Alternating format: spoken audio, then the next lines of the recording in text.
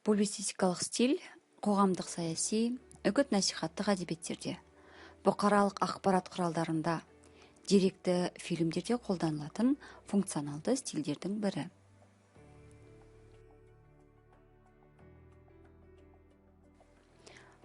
Публицистикалық стильдегі шығарма қандай тақырыпқа жазылса да, логикалық жағынан дәлелді, көңілге қонымды болып, бұқараға ықпал ету мақсаты басым келеді. Публицистикалық стильдің барлық жанрларына ортақ мынадай қызметтер айқындалады. Ақпараттық, түрлі деректер мен хабарларды жеткізу. Түсініктеме баға берушілік, берілетін деректер көбінесе түсіндірумен, талдаумен, немесе баға берушілікпен жеткізіліп отырады. Танымдық ағартушылық, мәдени, тарихи және ғылыми материалдарды жариялай отырып, бұқаралық ақпарат құралдары тыңдармандардың, оқырмандардың, көрермендердің білім қорын толықтырып отырады.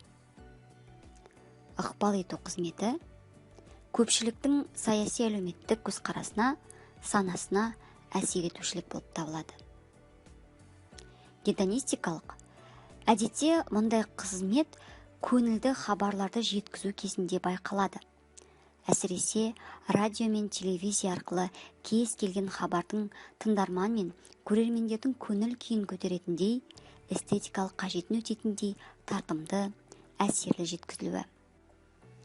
Публицистикалық стильдің лексикалық ерекшеліктері қоғамдық лексикамен қатар ауызекі сөйлеу стиліне жақын ауызекі қарапайым сөздердің көрініс табуы, сонымен қатар көркем әдебиет стиліне жақын эмоционалды экспрессивті сөздер, тұрақты тіркестер, мақал-мәтелдер, көркемдеуіш құралдар, дәйек сөздердің қолданыс табуы, сондай-ақ ғылыми стильге жақындығы терминдер мен неологизмдердің қолданыс табуы болып табылады.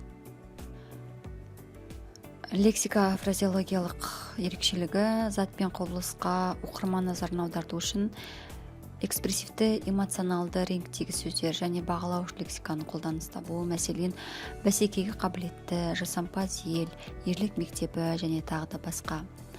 Жалпы саяси лексика халықаралық терминдердің, күрделі тіркестердің көрініс табуы, мәселен, халықаралық олимпиада, теңге бағамы, қаржы дағдарысы, саяси тұрақтылық, меморандум, кәсіби бокс секілді сөздердің көрініс табуын айтамыз.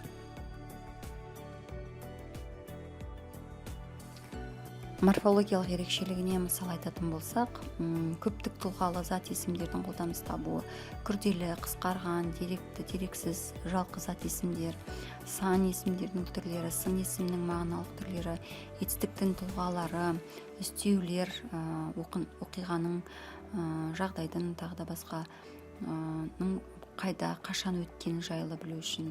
Мысалы, шетелдік қонақтар, 22 наурыз, былтырғы жиналыс тағы да басқа.